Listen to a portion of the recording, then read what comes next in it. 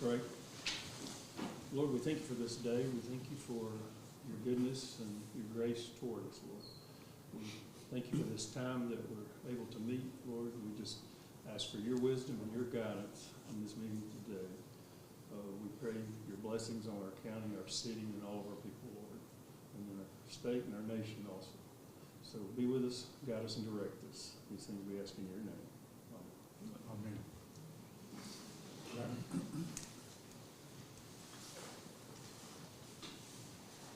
Face the colors. I pledge allegiance to the flag of the United States of America and to the republic for which it stands, one nation, under God, indivisible, with liberty and justice for all. Thank you.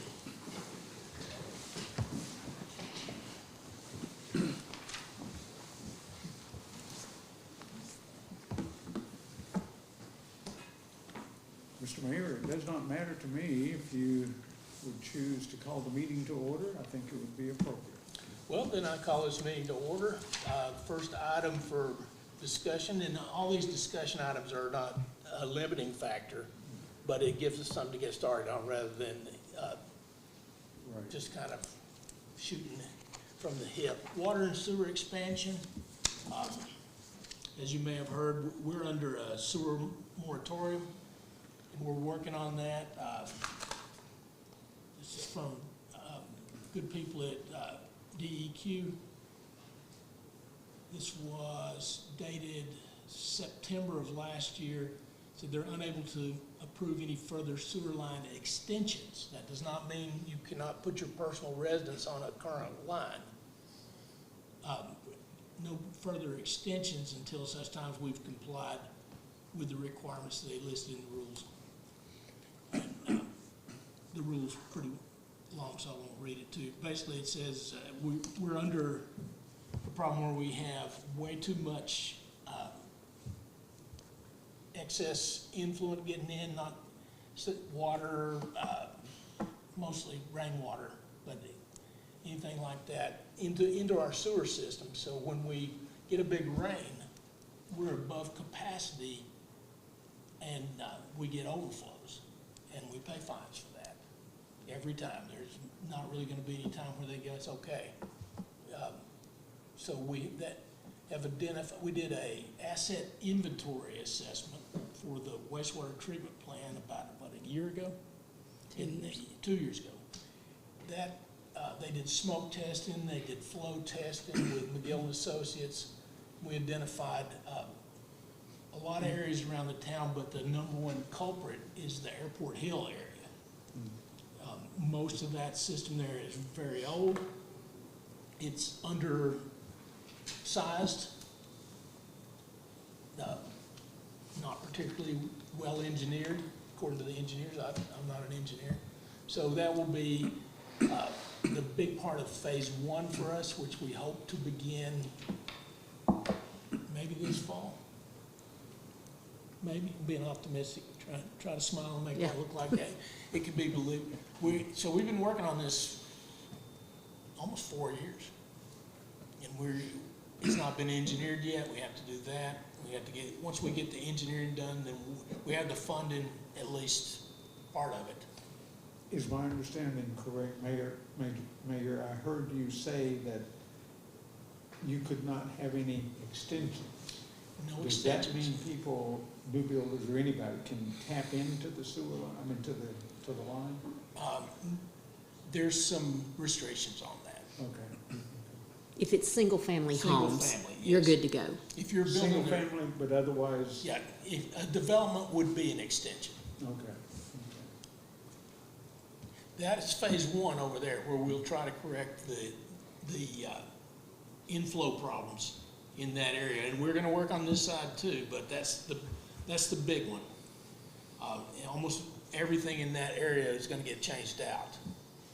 Then phase two will be the repair and upgrade of the current plant, which is 1960s, I think. Okay, and Airport Hill coming in, is the pipes are too small, did you say? Is that? There is a little bit of everything wrong over there. You have 4-inch pipes where you should have 8.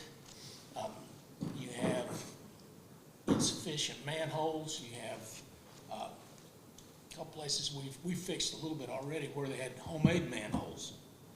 Homemade. Made on site, which we have never used in the last 20 years probably. So that, we'll get started on that, and then probably a year after that, we will work on the wastewater treatment plant. We still have to acquire the property from TVA, and they've waffled a little bit on how they wanted us to do that. First was they don't. Then they gave a little ground and said they would have to reclassify that property from recreation to commercial. And now I believe they think maybe it'd be better if we just buy it.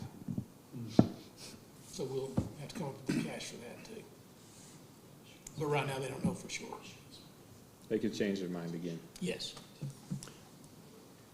Mr. Chairman. They can change their mind, really? Come on. Constantly. It seems to be So- that way. So with that process, they're thinking more about purchasing it now. They're thinking about us purchasing. Right. Yeah. It would be for appraised market, or appraised value, I think. Regina, could we? That was or initially what they initially what said, we so I thought, don't right. know if they're Yeah. thinking something else now or not. When we initially talked to them about it, when they laid out the options, if they said purchase, it was gonna be, they would have to get, surveyed and appraised, and then it would have to go be purchased for that, but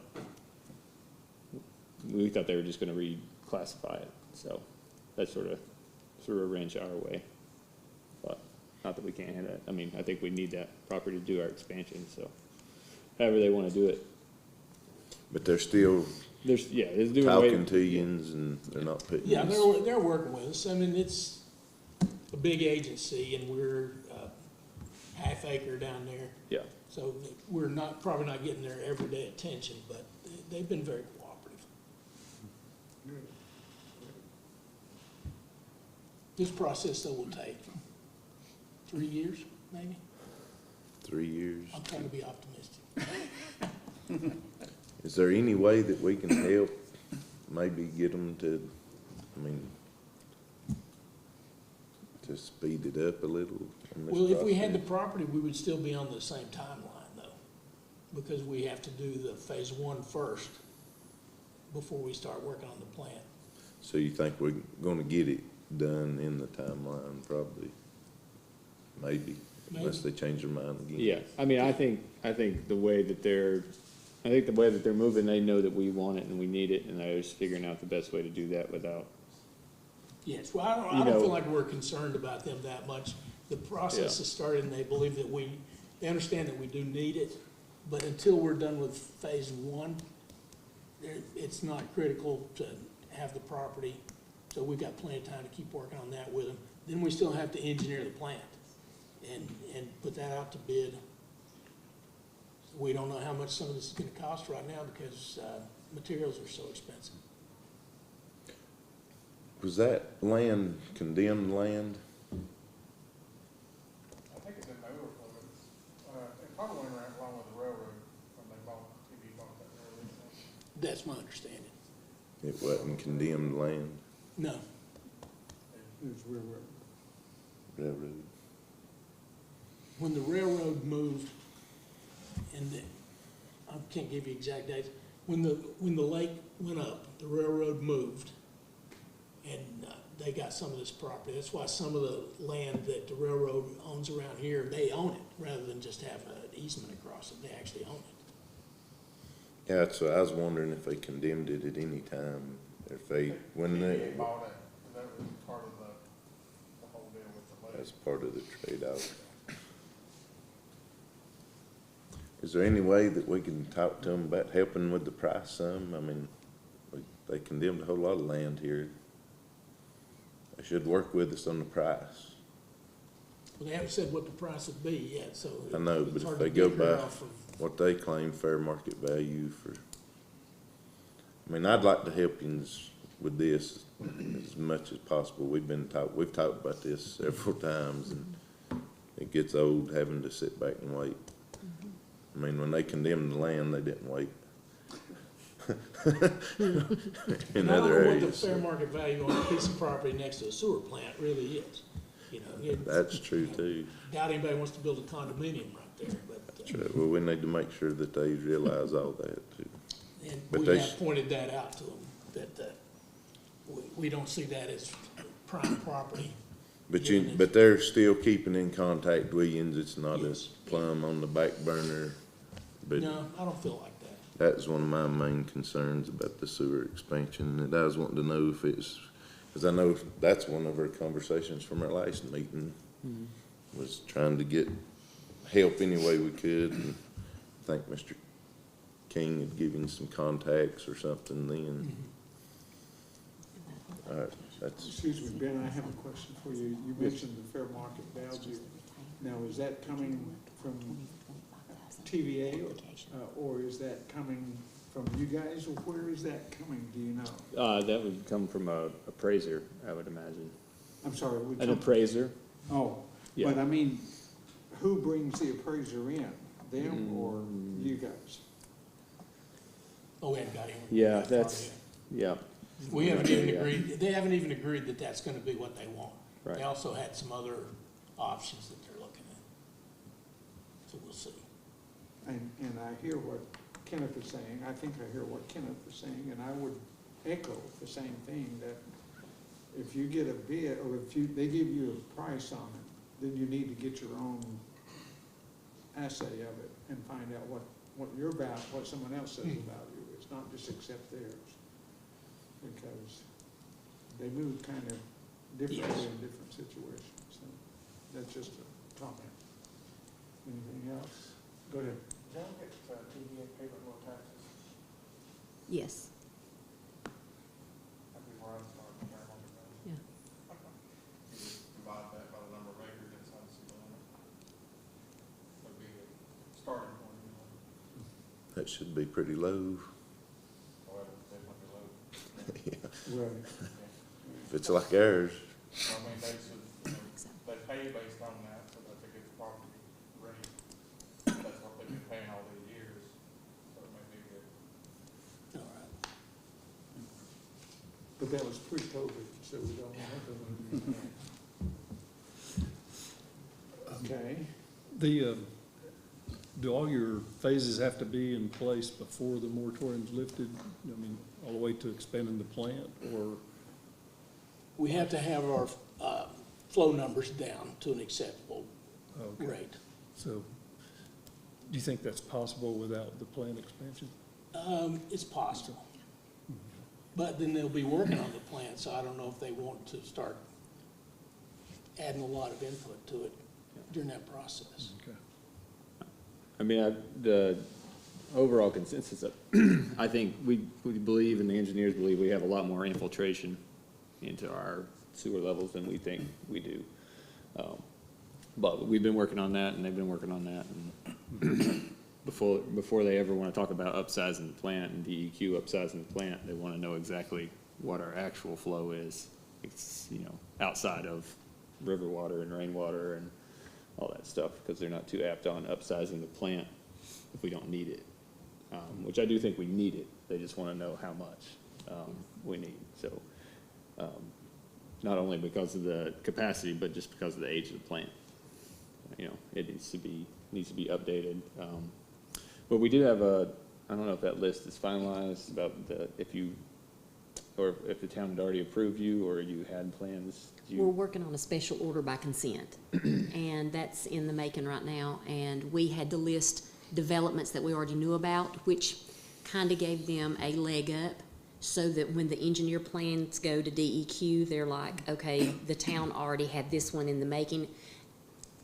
And they could approve it, or they may not. If there was a development that had 50 homes, they may say, okay, we're gonna let this development have 10 homes.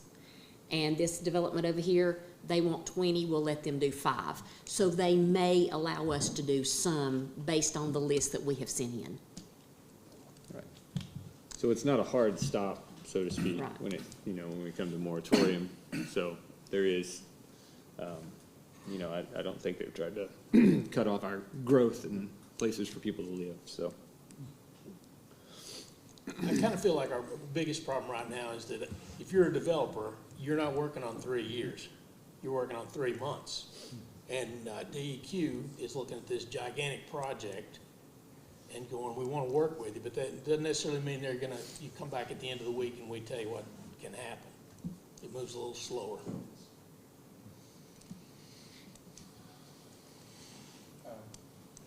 Going back to the expansion piece, so, the high school is currently under systems. They filed a grant today for $40 million for a brand new middle school. Would y'all consider that a trade-off between the two buildings? Knowing that this facility up there is gonna be 90,000 square feet, or would that be considered an expansion? It That is, that's an extension. That would have to, and anything like this has to be run by DEQ. They don't let you just decide back at the home place and let them know. And that was on my list of things to ask about is the middle school. That's gonna push us pretty hard, water and sewer. And we're doing water asset inventory now, so we don't know where we're at on that. But it's like the sewer system. It's really old and you'll find things that need to be redone. That's just the way it is. But I think there are projects that DEQ rates as, critical to community growth, or needs to the community that they would say, hey, this is something this community needs. So that needs to happen, And whoever engineers that will need to be working with our engineer. Is it something that, like, I know in the high school we have the big water tower, which is not a town tower, but, if you come back across, because you'll have an 8-inch water line coming back to Holler, I believe. If we went up Commerce Road and hit that water tower, would it help the capacity of the town as far as water, or give more storage capacity if we tied that all back into your system? Is that something we can look at? I'm just looking at capacity. And you're talking water. I'm talking water now, yeah. Well, before we could, I feel like we could answer that, we would need to know how much you use Right. of the capacity you already I was have. thinking of your system, you mentioned water may be an issue. If you have extra capacity, 'cause I think the water system that's up there, the water tank that's up there is not utilized fully. Mhm. Well, that's what I'm saying. Yeah. If you're using, say, 90% of it, then taking that as part of the system wouldn't help us that much because you're already using it. Right. And that'd be a question again for your engineers to go, is that tank gonna serve 2 schools adequately? And we have, for water, and since the AIA grant or survey is just happening right now, I don't have a whole lot to say on it, but we have a lot of water loss. Old pipes leak, and a lot of them are near the river, or they're near creeks and things like that. They're hard to find, and they can be huge. You just don't realize. This is kind of a kitchen scenario. My wife wanted to know why the water bill went up by $20, because of course I know all that stuff due to my years of plumbing experience. But so I looked around the house to make sure that we didn't have a leak or anything like that. And when I went in our utility room, she had turned the washing machine to 2-cycle rinse instead of 1. In a month, that raised my water bill $20. Just that. So if you leave your hose on so the dog can drink, or you just don't feel like fixing that running toilet, it gets crazy. So if you have a 6-inch pipe with a big hole in it, what does that do? And we have a lot of that. We find them, we fix them, and we get new ones because those pipes are old. Yeah, and water loss is it's been on our to-do list since before I started. Excuse me. So it's something we've been working at, but it just seems to, every time we fix one, there's another one somewhere else. It's hard to catch up with just because the water system is just as old or older than the sewer. And just last week, 2 weeks ago, the one behind Super Saver was about estimated 100,000 gallon a day. the leak that was fixed. Yes. So, and, I mean, we don't know how long that had been leaking, so. You know, Few years ago, we because it was found- right down next to the river. I mean, there Yes. was, We found one behind the dentist office at, on 19, that had been flowing so heavy and so hard, so long, that the riprap behind the building looked like creek rock. Oh, Nice and smooth, and you thought somebody had put it there from the creek. So it runs fast. yeah. Excuse me, Mr. King. The water tower or the water tank up at the high school, what is its capacity and what would you say we're using at this point? Yeah, I don't have that answer. I was thinking about, just thinking out loud, basically. Trying to figure out how to tie that in. If we could put that on the town system, that would alleviate your, stress as far as extra capacity of water. If there might be a mechanism, 'cause I know when we add an additional school, depending on the placement, you're gonna have to have more water capacity. And so there may be an opportunity for the bigger tank there. They're talking about, increasing the size of that anyway. So it might be a good opportunity to discuss it. I think it's something that we can continue talking about and then we'll know what's going on when we need to know it.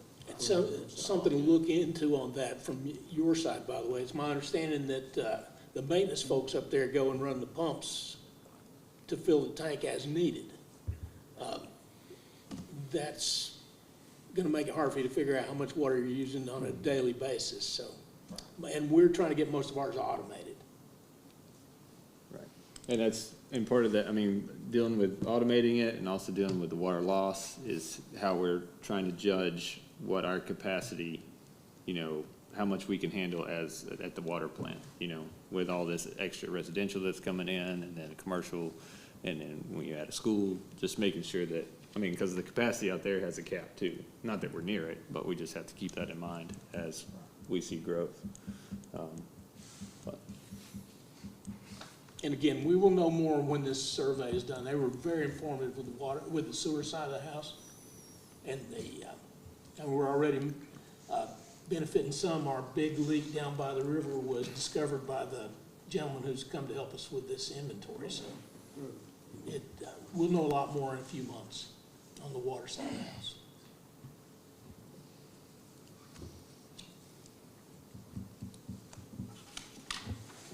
Well, y'all have got any more questions on water and sewer expansion? We have a lot of it ready to go. We have about $1 million, I'm rounding things, but about $1.5 million ready for Carringer Street sewer, which hopefully will help us with infiltration there by the river. Very difficult to find it. The line is deep and the river is within 50 feet of it. So that we've got that. We have 300,000 on Carringer Street, or 400,000, I can't, not Carringer Street, Island Street. Island, 300 that goes into the USDA of 8.7 million. Yeah, we're rolling that into the phase one, so we'll do it at the same time. And then, what was the price on the hospital? I always want to give you the total. What was it? On the hospital, Airport Hill, excuse me. Well, there's 6 areas there, and it's 8.7 million. 8.7 million. So we got a lot of money already obligated, and we've got it found. We just got to get these projects going. Okay. If we don't have anything more on water and sewer, we can move to parking. And that was from somebody with the county, so I don't really know what the question is on that. I'll put that on there. Mr. Chairman, for a minute. Yeah, great, yes. So as you know, we're looking at doing a courthouse expansion into the riverfront park area. And with that, maybe you wanted to start some dialogue about parking or downtown parking.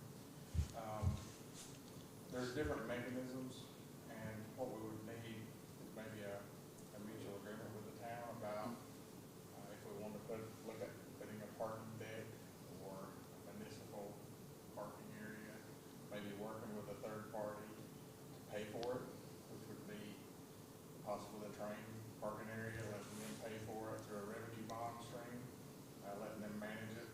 But with that said, it takes both the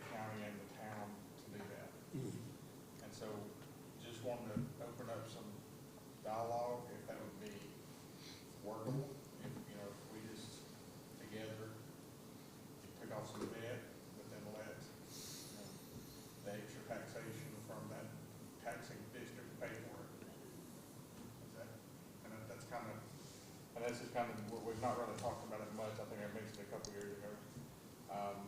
But then it seems like it's gonna get hot pretty quick.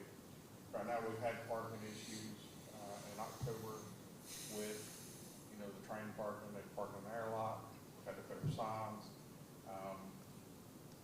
The town's always busy, you know, got a lot of parking issues. Might be a good time to at least talk about it, where it's not gonna cost really either organization anything, but, maybe work a revenue bond through the LDC and do it from that perspective.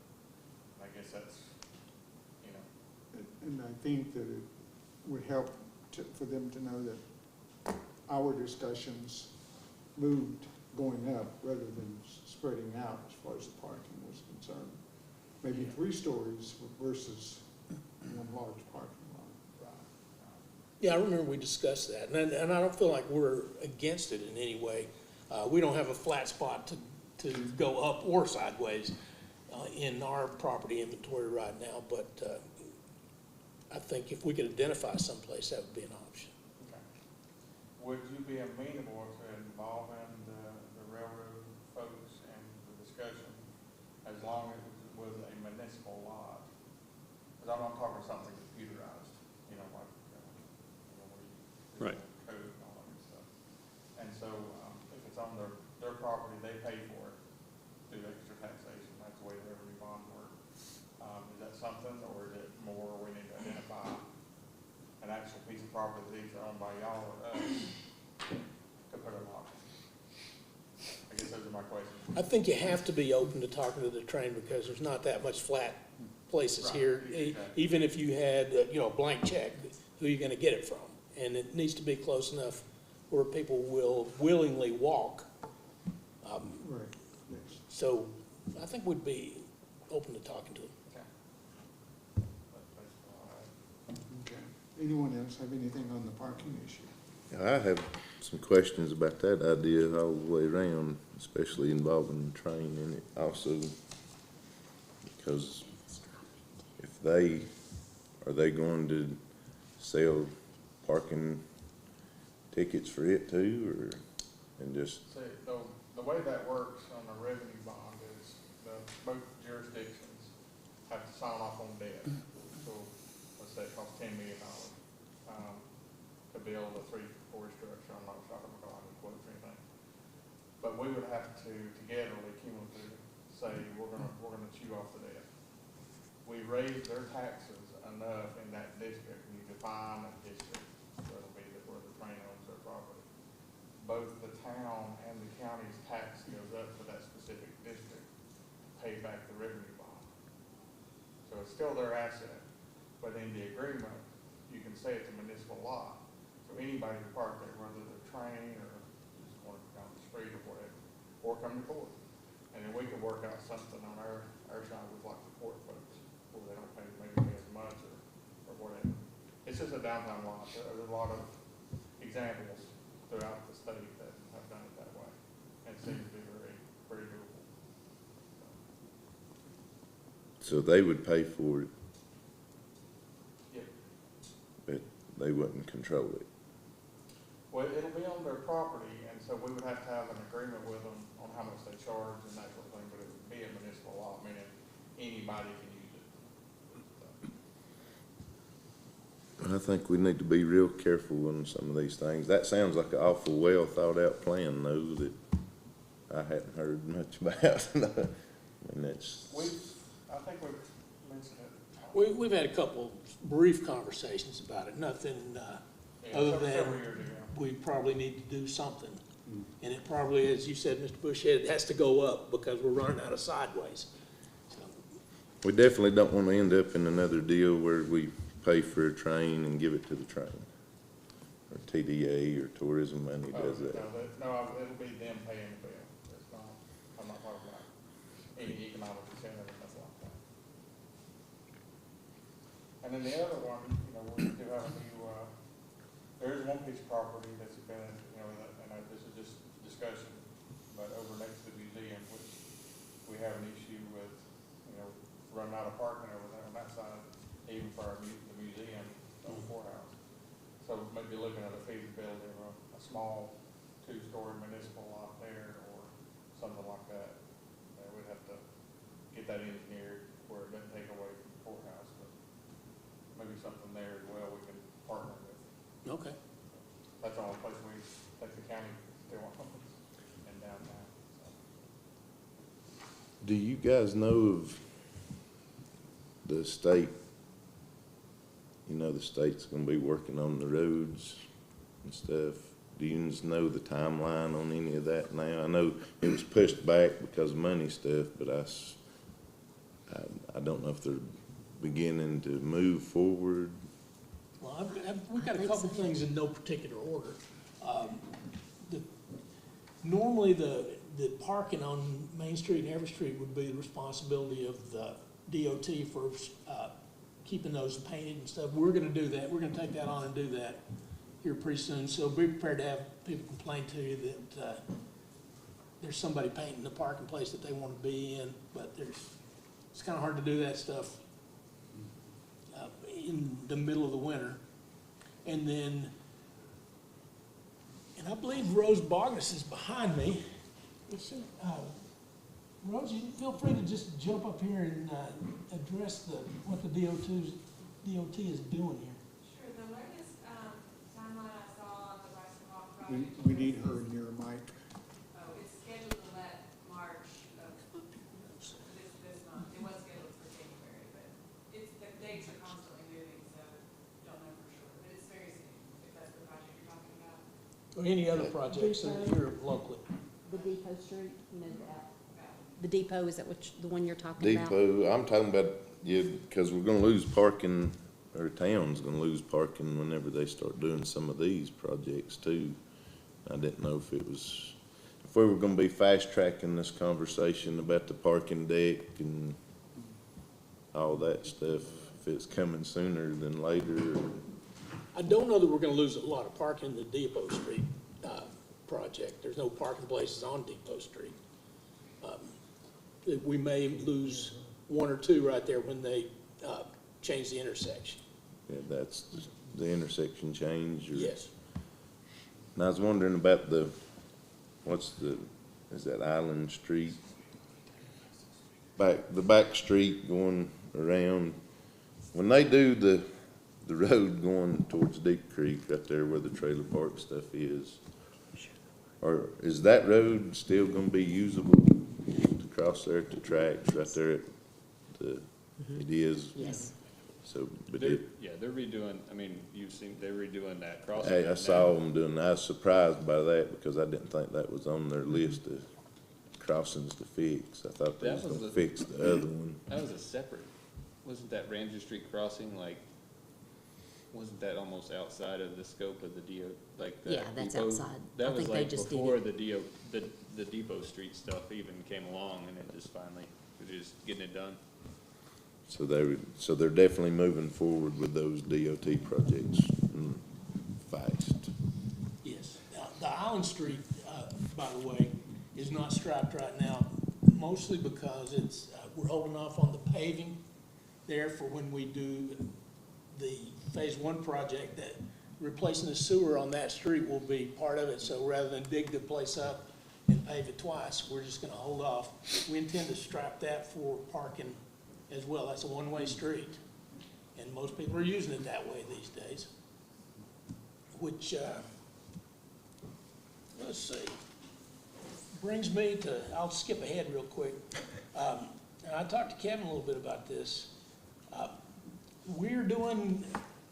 We've got money to work on the Island Park. We're working on that whole area, and we would be interested in taking over that parking lot and so that it could be paved and kept up. I mean, it's gravel and it's dirty, and I get complained to all the time that the potholes aren't getting fixed. That's tough. We have the same thing. I'm not throwing shade at anybody, but we would be, if we could talk about at some point taking over that strip of property there along the riverbank, we would add that into our Island Park project, if y'all would be amenable to that. Maybe Stevens, right now about that little It's a small parking Yeah, lot. it's a pretty small area. I mean, it's already, I mean, nobody's really maintaining it, so, Yeah. I mean, So I don't know what, Kevin would know what it would take to transfer to that. yeah. But it doesn't have to be engineered at least. That's one thing we'll talk about tonight, doesn't it? Is that a 3-year project? Yes, It'll go all the way down to the ramp, so that you take from the ramp all the way down. yes. Yeah, we put in 2 loads of gravel. I think Like I said, I'm not saying that nothing happens, but we have a thing we want to do. And so that could be a part of it for us. The more we invest in Island Park, we're trying to connect Island Park down Island Street, that more people get over that way and use it, as much as we can, so. And you know, and Island Park there's no technical parking for Island Park.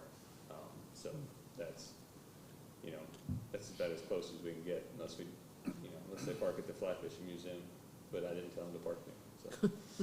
So of course not. Well, if they're invited to the island, they would want to park near the island. You don't want to park over by the museum. Oh, no, we want you to walk. Yeah, we want you to But walk. a lot of That would be I want good you to for walk. everyone, but. could A we lot get of folks they know the island park, once they realize the island park is there, they will walk the sidewalk, look at the river, they're on vacation, they're in no hurry. And, that would help us tie that whole thing in, literally from Everett Street all the way around. And, make that whole project work. So, and what we've already, been able to accomplish on Island Park, which may not be a great leap and bound, but it's been cleaned up a lot more people are using it, seeing a lot less, unsavory activity. I mean, our police department hasn't had near as many reports. No. Of things, we haven't seen as much vandalism, but just getting it cleaned up, getting those trails, gravel, back the way they were, and, you know, Picnic tables, picnic tables, just. trash cans. Yeah, and I've personally seen a lot more people out using it, so. We're in the process of applying for a grant for stream bank restoration there. And that looks pretty good for us. And it would be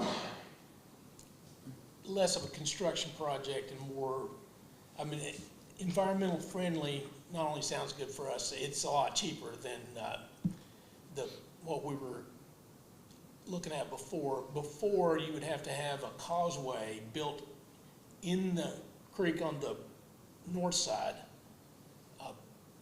to get equipment over to do the work, and then pay for all the causeway, and then within a year have that work done and take that causeway out.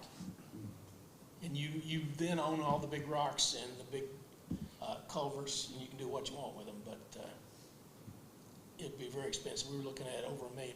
This is much cheaper, a little more natural looking, and possible to get done. The other one was just not gonna be possible to get done. And I drifted on that one. Yeah, well, it's just to tie back in real quick to that DOT stuff on Depot Street. I mean, it's gonna happen eventually, whether it's this year, next year, whatever. And there will be definitely some headache and pain when it comes to maneuvering around town and maneuvering around the county with that going on. I mean, hopefully the extension, hopefully it's not an I-26 situation and it lasts for a lifetime. But,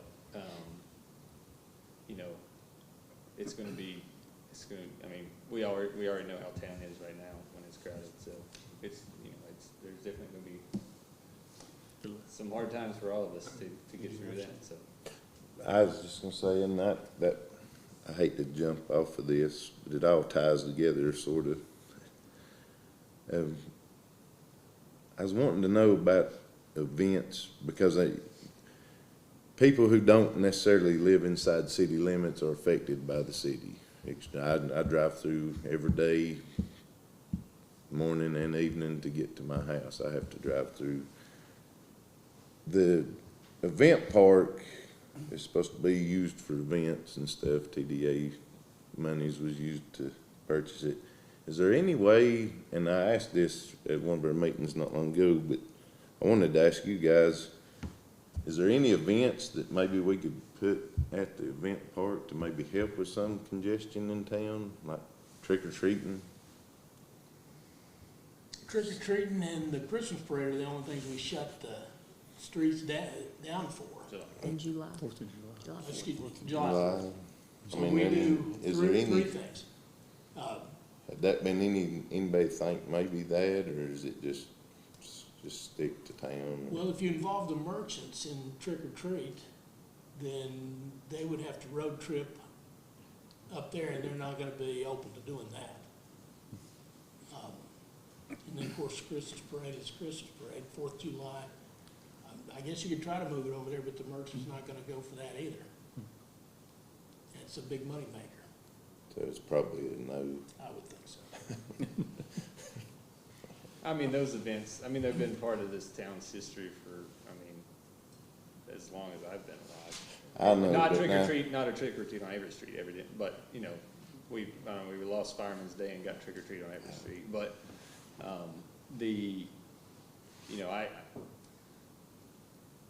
anything I'd say is probably gonna sound biased, because I own a business right on the main square of town, so, yeah, I obviously like it when those things go on, that it, you know, makes the town a little bit more lively, people walking around, because it's hard to drive, so you're walking around.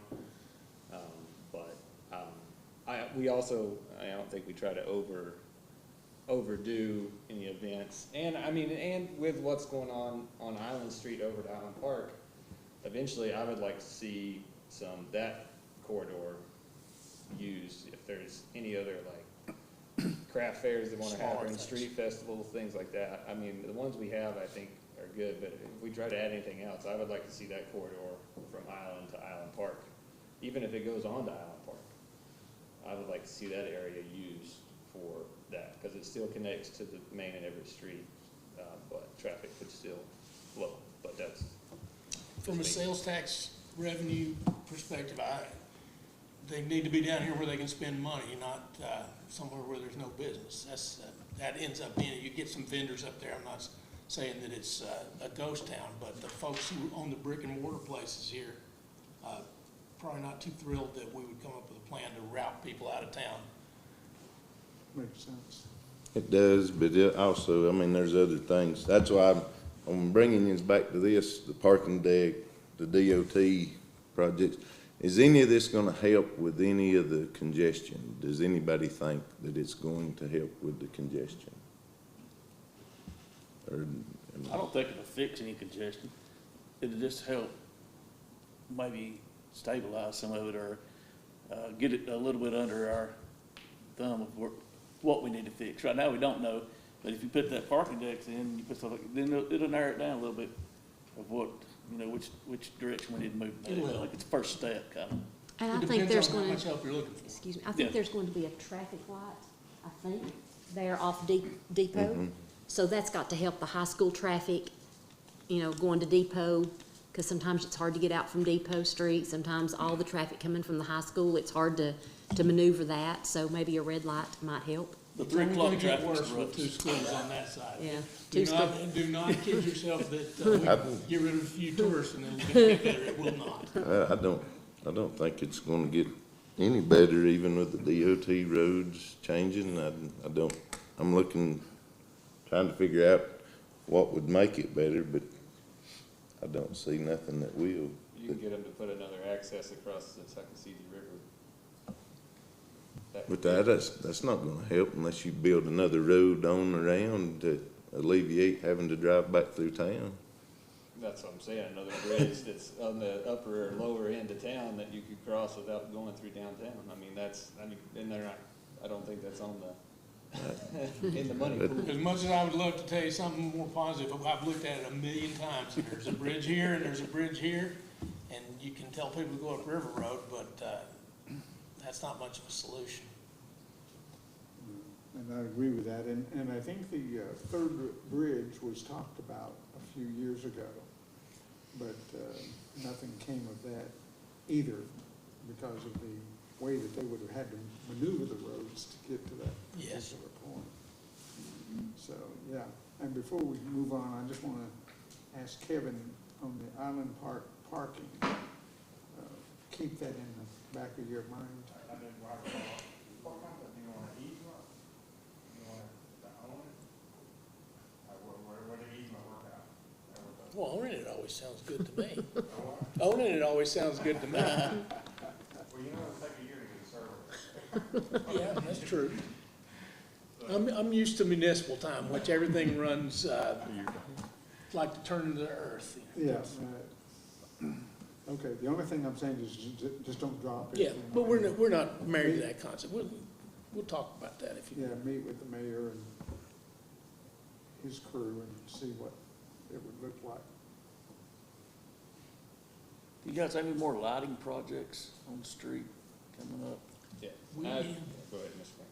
Oh, you go ahead. No, no, oh. I don't know if you've noticed, we've changed out, how many tops, light tops, 20? All the way down Island, and How then, many have we done so far? Probably like 20-some, 30?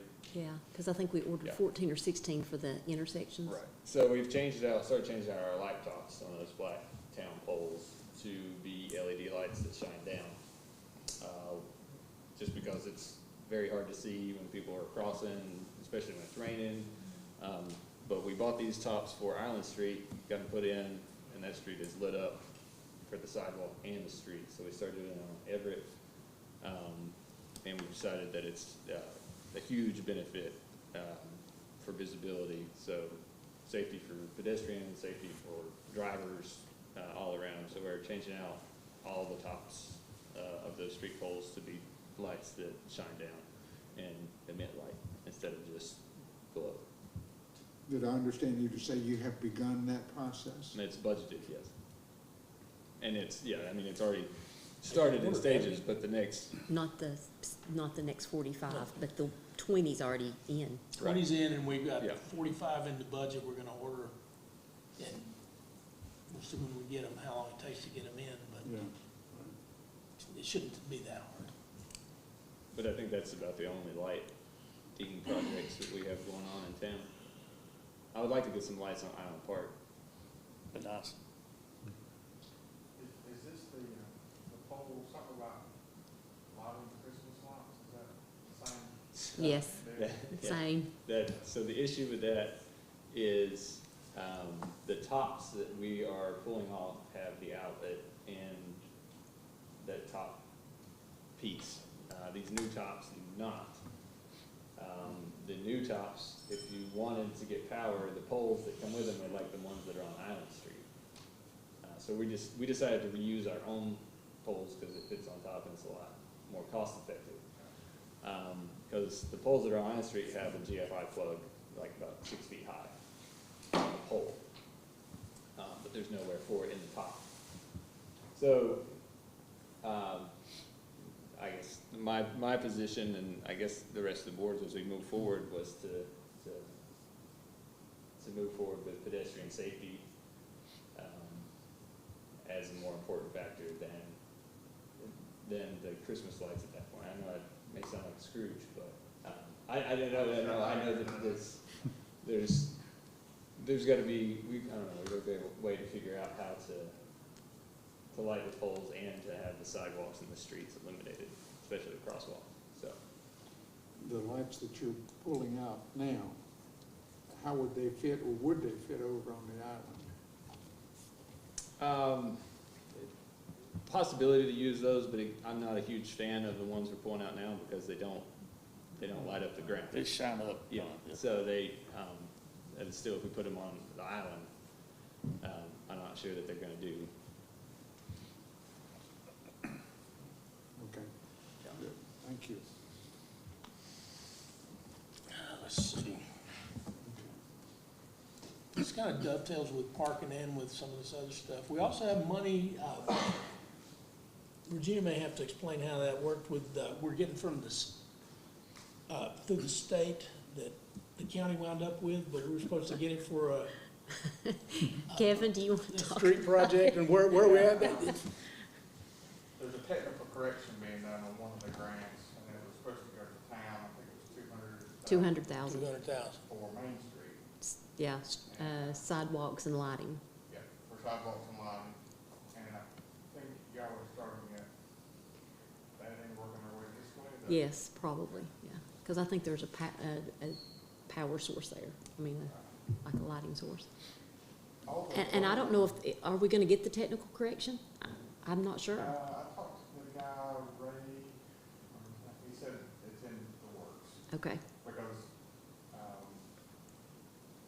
I signed, well, the air agreements are coming Thursday okay. for the two that we have. So you've already done your scope of work. Yeah. Did you do a scope for the, I didn't do I anything, did the scope for the Main Street. and I haven't either, so, Yeah. okay. So, but yeah, I think that they're expecting the technical correction to be done, don't know a timeframe. But then once that happens, go through the scope of work, and Okay. they'll get a contract. I mean, what, that plan we have is from, for the Main Street. That was probably in 2020 from Hometown Strong. Yeah. So Hometown Strong came and did we have a mock-up of Main Street, redone. Not to say that's a scope of work, but we do have somewhat of guide. A guide to go by is what we would shoot towards. All the old big aluminum poles are currently leasing to do, is that correct? Yes, So it's not necessarily. yes. So there is a plan. The point of bringing that up is not that the money is tied up right now, but there is a plan. And we do intend, we've not forgotten about Main Street, and we do intend to start working on that. See how far 200 grand takes us. I did have a question. Would it be, and I know we talked about TDA, and I didn't put TDA on here, fits purpose, but with this Main Street project, looking at some of their thoughts on that, because it's not keep bringing it up. But, instead of them paying, I think one of the things was them pay 60 grand for the new poles down Everett. Would it not be more feasible maybe to take that money and put it on Main, maybe go further? Is that something that, Take the 200,000 and put it, no? sorry, Take the 60 that we're, 200,000 plus what the TDA could put in toward Main Street and making it go further down Main Street. I guess the question for me on that would be, is the TDA gonna think that's the best use of their money, or are they gonna want Christmas lights down Everett Street, and that's what they want their money on? I don't know, there's a lot of different things with, and I'm gonna jump around in a second because it kind of ties it together. And we'll talk about Christmas lights later. We kind of ended up with a little black eye last Christmas with some of the businesses downtown. One of the businesses actually, I think the TDA had worked with them on putting some lights on their building, and the plug was plugged into a 220 outlet and about burned the building down. So the fire marshal got involved. So my question, we had to kind of step into that. So this coming year, each business that has lighting on it is going to have a GFI outlet, which, the fire marshal has to get involved with that. And I guess it's going forward, we need some sort of an agreement, with, as far as, because it is town beautification, but we've got our employee out there, the Chalk Up Fund, but we kind of need a coordinated effort, going forward. That's why I keep bringing up the lights, because not only taking out the GFI stuff, we can't have, it is impossible to put, a extension cord across the sidewalk.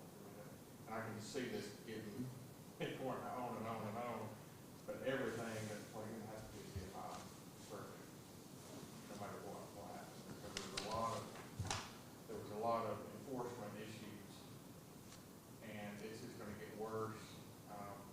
And now we're looking at our ordinances as far as fire, especially looking at the enforcement piece and fines, and, we don't want to be screwed either. But at the end of the day, we have to protect people's life and property, and that's one thing we need to look forward, as far as maybe looking at fire ordinance again, bringing it back up, because that ordinance is mutually approved by both boards. So Is that what you meant when you put fire services on? that's one of them, yeah. But I was just talking about Christmas lights and, getting this thing with the TDA with the poles. I can just see this turning into, well, why can't I just run my extension cord to this pole and light it? I don't want to get us involved with that part of it,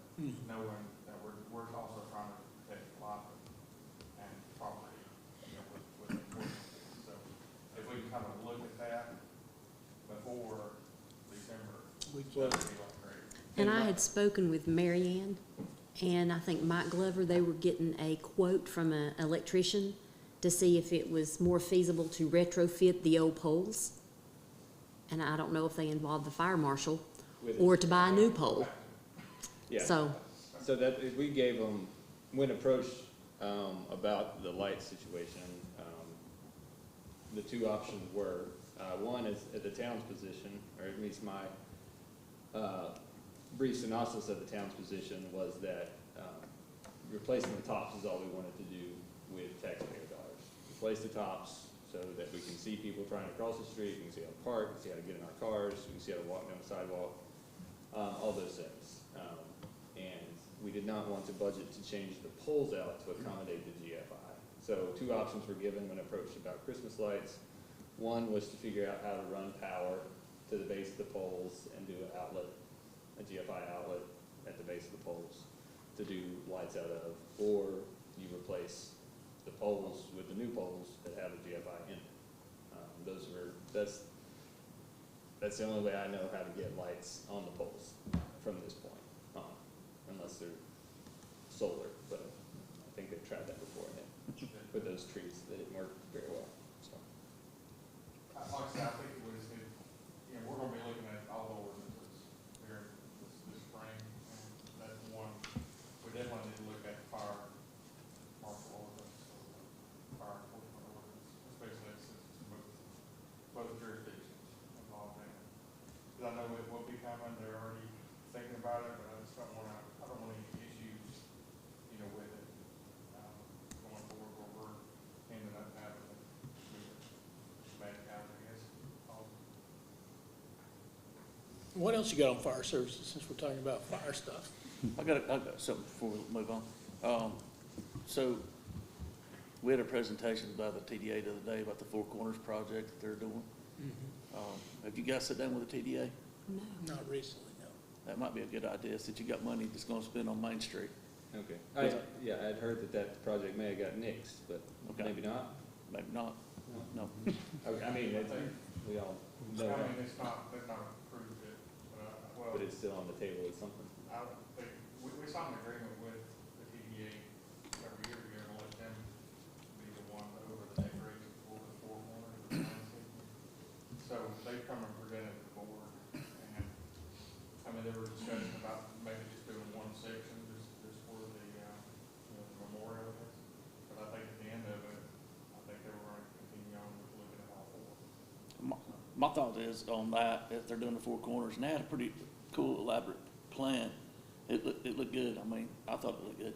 So, but then you got sidewalks around there that's gonna be a button to them Four Corners. I didn't, you know, I don't even wanna start it on that one end, but is there a way to maybe look at the Four Corners? I Sure, guess? there's nothing set in stone right now. Yeah, so that might be something you wanna think about. We're still glitched with the 200,000, Kevin, so We don't know where it's at. have to figure that out. We'll give it to you sooner or Well, later. I don't think you guys have it either, so. It's just in our names. Fire I wanted to talk about fire services, and you guys put it down too. As you know, we're working on our fire department. We've had 2 full-time firefighter positions. That's been working pretty well for us, even though it can be hard to maintain your numbers because people poach your folks. But,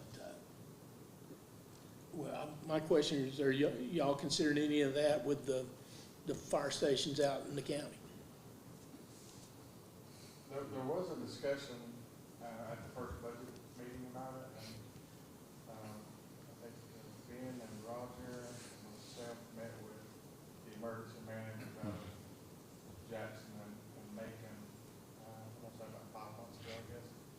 We talked about their methodology on how they employ, fire crews, and, at some point, you know, the state keeps lowering the minimums. So, you know, it used to be 20, now it's 15 as far as volunteers. And I think at some point, they're gonna have to explore the possibility of some paid position, at least as a first response, you know.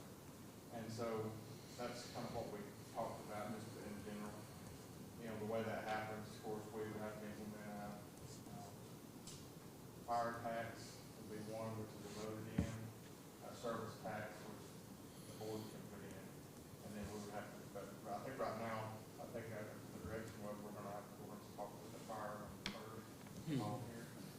did want to mention that though, because, you know, with you having two in the Tuckasegee district, would it be,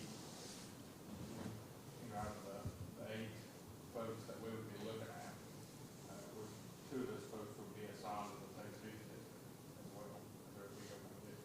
And I didn't know if at the time it would be feasible, since you're the contractor, if we went that route, let's say if everything worked out, we may want to let you have the town employees since you cover the district. I mean, it make more sense since you're, you know, have to do that. So this is no discussion we've had about that part of it, but that's one other thing I was going to mention is if you could come up, maybe we could work together on a plan for the Tuckasegee districts.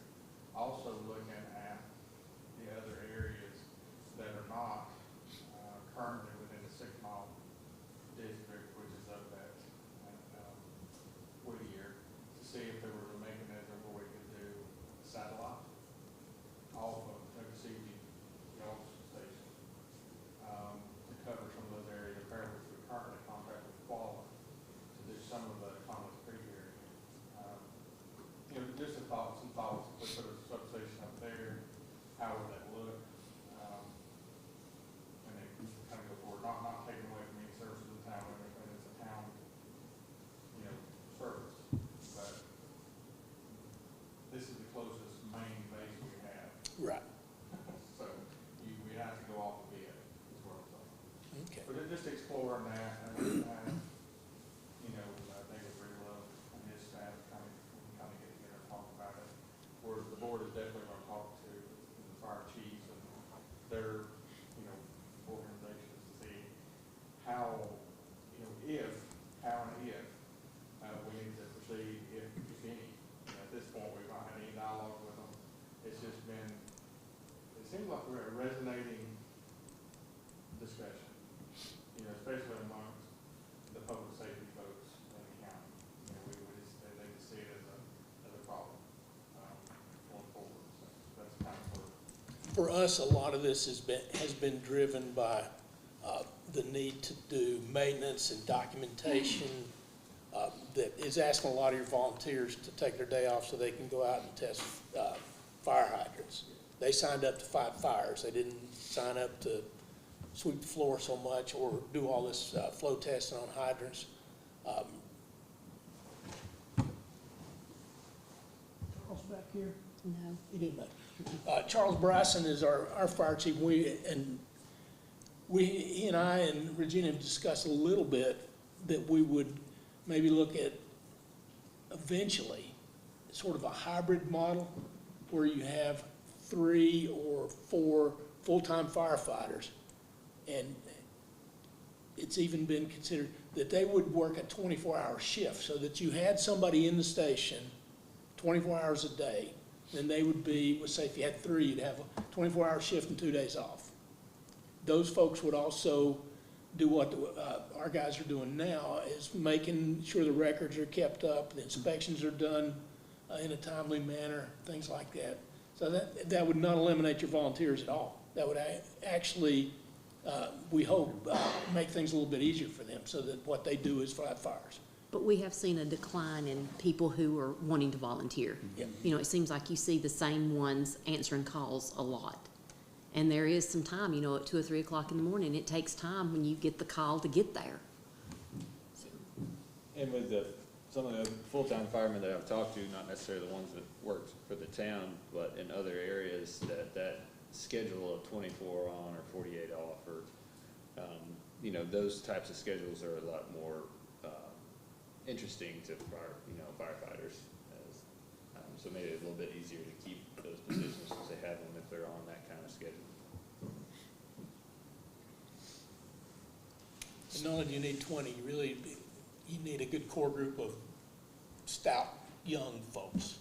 You know, everybody can't look like me. You got old fat guys running up those ladders. So we want to attract some younger guys, but a lot of them, they're working on a job and they can't get out here. Do you guys feel like you might incorporate some inspections, fire inspections? into That is also a discussion. We would like to do that.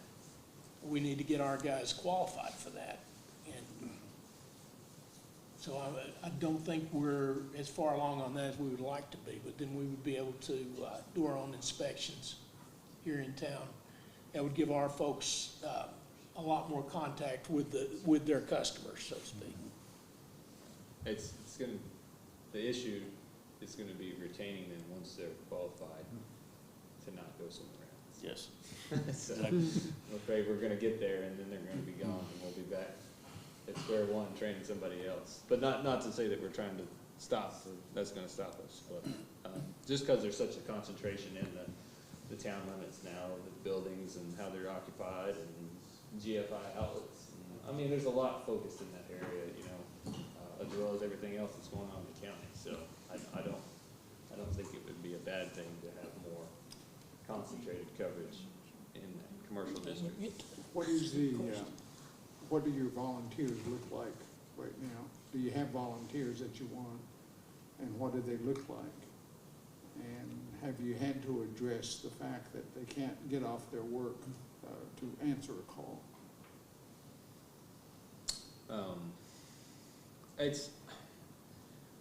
I don't know if it's the trouble of getting there to answer the call, maybe to answer every call, you know, and it's,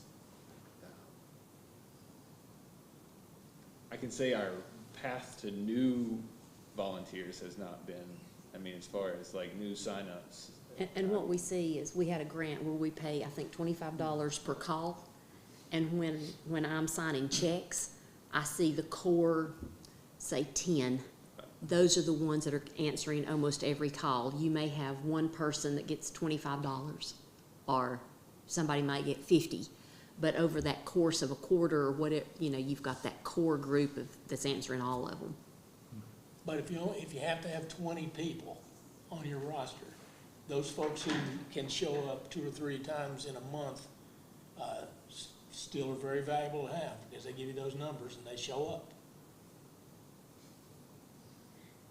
So we're not throwing any shade at the No. volunteers when we talk about getting some full-time. This is to help them. This is not to replace them. We're going to need them.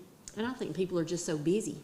You know, I mean, they've got jobs, or they work nights, or whatever it may be, and it's just families, you know, it's just hard for them to get out. You mentioned inspections. I'm not sure. I haven't come up to speed on what's the status on inspections with the fire inspections with the county. I see Irvin, but I don't know if that means he's never ever going to retire or what. Currently, as you know, we have kind of a fire marshal. Oh, definitely, definitely. So he's working part-time now. We've got him interviews Thursday with, I think, 3 folks. So we'll see if we can get one person out of that group. We did have one. I'm trying to put up the note Yep. somewhere else. Yes. That does happen. Yeah, I think I met that person. There may be also some shifting with that. We're looking at the agreement that we have with y'all about the fire marshal and inspections. Maybe looking at putting inspections back underneath the building inspection department. That was like it was before, and then just have the fire marshal be like the incident commander. How are you gonna say it, the one that maybe go around and do the level 3 inspections, which is your initial, bigger places, and then having the level 1, which is the majority of town level 1, being underneath the inspection department. That's something we're looking at. Figure out if we get enough people to do it. And just to circle back real quick, just to volunteers, for, you know, going to these full-time positions, 24-hour shifts, I mean, we still need volunteers, and we've looked into, ways to get new volunteers, and, I mean, Hank Baker, who unfortunately just left us, was, pretty good with people and trying to figure out a way to recruit some volunteers. So we're gonna be looking at that as a town and Bryson City Fire Department on how we can, you know, what kind of push there can be to try to get some new volunteers out there, because just because we have one 24-hour person on, they're not gonna go control a house fire by themselves. So, Anything else on fire? One more Sure. thing, and my question is simply is, how does the volunteers, how does the two that you have on staff fit within your insurance? Now what? Insurance. They are fully insured by the town. Is that what you're asking me? Yes. Yes. The volunteers as well, fully insured? Yes. Okay.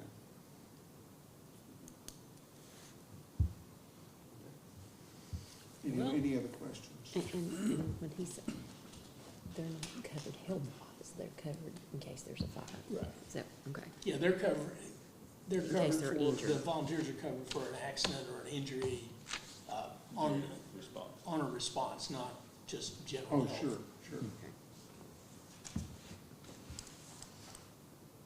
Let's see, that was fire services, we have animal control. What do y'all doing now? We live in the county. I live in Swain County. Yeah, we do. So we are in the process of building a facility. Mhm. Once we have that facility done, we've got a truck ready, and get ready. And we'll be hiring a couple of folks in this budget. The reason I put it on there is y'all will have to adopt our ordinance, or we can come in by the city. Right. Mhm. So, just, that's one of the things we're going to. Okay, we're in the process of addressing our entire book of ordinances right now, so it's on the list. That was basically all I was going to do, because I think we're Okay. in the process. Yeah, we did have an animal control ordinance that didn't really mean anything, so that's on the list of ones to readdress. Let's see, we already talked about Island Park / Island Street. Anybody want to revisit that? No, but I do want to ask a question right there, since you brought that up. So you guys got ordinances, we got ordinances. How many of our ordinances don't overlap or should overlap, or do we know that? Or, I mean, or compete against each other? Really, there's only, I think there's only one, which is the fire ordinance, that we mutually have approved together. All the other ones are single. So, like the animal control, they'll have to adopt yours if they want to enforce it inside the city. I think we've got flood. Maybe The The flood. flood's incorporated as a municipality, but I was thinking like we had talked about this one time, about the noise ordinance that we have, and I didn't know if, I think you've got a separate, no, Well, I mean- probably not labeled that, but something else. that's all. It's interesting now, when you mention noise ordinance, everybody steps back and just says, hey. Everybody gets quiet. Yeah. Well, I mean, if you can explain to me and our police department on how to enforce that and do it fair and justly. I mean, that's the way it was approached to me, that if you're gonna have a noise ordinance, then, you know, what are your decibel readings for allowable decibels? And all of our police department's gonna carry around decibel meters, you know, and, you know, you get a call on loud noise and, well, it's gone. And it was pointed out to me You know, that like- years ago, probably even before I was young, which tells you something, that they enforced it by going, they pull your car and tell you to get your pipes fixed or don't come back to town. And we're not really able to just do it quite that simply now. Well, and your barking dog may not bother you, but it bothers me and I'm, next Yes. door. So those kinds of things are hard to judge, and you can't put a set rule then. Motorcycles. Yeah, That, motorcycle. that comes up. I mean, people come to town for the weekend. What's the point of giving them a ticket? They certainly can't get it changed over the weekend, and their chances are they're not gonna come back and pay that ticket. Yeah, I mean, as we went through our ordinances, my big thing was, if it's just words on a page, then we don't need that page. Yeah. I mean, if we're not gonna enforce it, I think we're the Yeah. same that's, position. I mean, I feel we are. so that's the thing, is like, and if I somebody think knows you're- how to do it and can tell me a town that is doing it, And I think ideally, you you're know. absolutely right, Ben. You gotta know how you're going to enforce it before you can put it down and put it out to the public. How you gonna do that? becomes a very contentious kind of Well, thing. yeah, I mean, right now on on the topic for us, it's another position. I mean, Oh, sure, that's not, yeah. we don't have, but it could be somebody that knows the ordinance book and can go around and inform and enforce. That's the only way I know to, I mean, town manager seems, you know, she seems to be too busy to be able to go and educate everybody on the ordinance book. Yeah, well, when our sheriff comes to us and tells us that, what is he to enforce and how's he to enforce it? Right. If he doesn't know, then we Yeah. sure as heck don't. So, but- But about ordinances, if you want. While we're on the ordinance thing, we brought something we would like y'all to consider, and it's only about 3 lines, is our maximum structure height ordinance we have, and I can read the whole thing to you since it's so short. The maximum height for any structure erected within the corporate limits of the town of Bryson City shall not exceed 55 feet above ground level. This chapter does not apply to structures erected prior to the effective date of this chapter. Height ordinance, So when the kind of town- ties in with fire, so. Yeah, when it sort of ties in with fire services, that was one of the reasons we approached looking at a height ordinance, not just so much as far as aesthetics, and maybe nobody wants to look at a shining skyscraper at the airport, necessarily.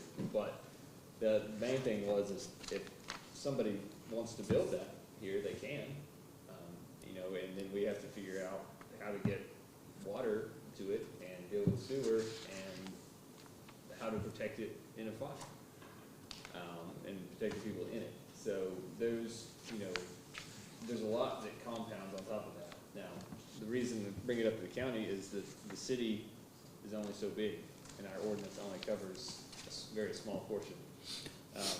And there's a lot of county right outside the city that would still be, you know, under, you know, something we would have to respond to if a fire.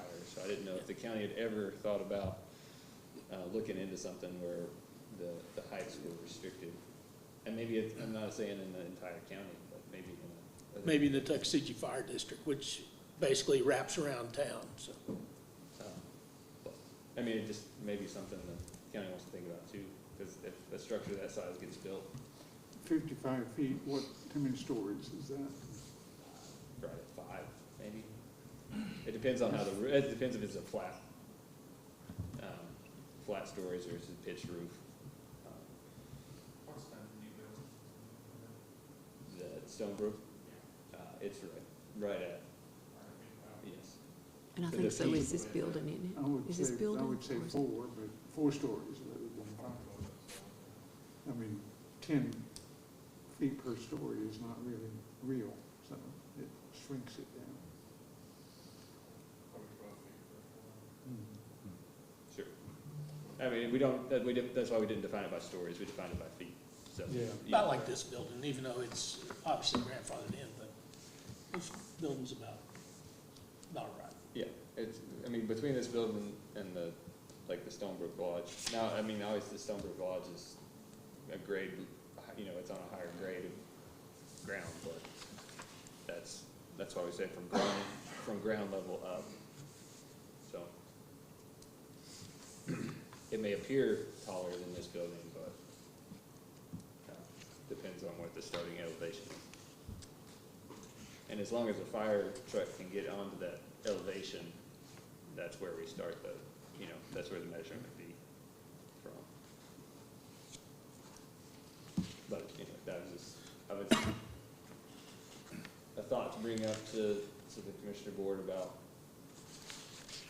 the height of structures and protecting those structures in case of fire. You mentioned it's 3 lines, is it part of another ordinance that you have, or is it really just 3 lines? That's Really just 3 That was lines? just it, that was, yeah. Don't build a building higher than this. Okay. I mean, it would fall within a unified development ordinance or any of those things that come in the future, but right now, we can't address all of those things and just throw them out there because it takes a long time, and we're working with the Southwest Commission on that, and probably will be for a little bit. But this was one we definitely wanted to, we didn't wanna wait till all that was done, because what if somebody just built it, and then it would be pointless. So, that's why we went ahead and approached this one.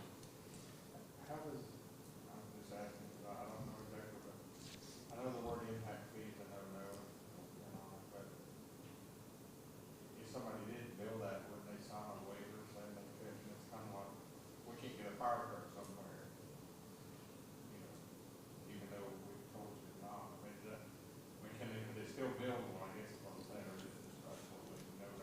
And we just talked somewhat about some of this, Yeah. about getting fire trucks to terrible places and people building, so unless we're restricting developments and everything, it's because that was the answer right when I asked about it. If these developments, if they paid more or something because they were harder to get to, and we were told no, so. Yeah, and it'd be an impact fee, and that's tested for it, so.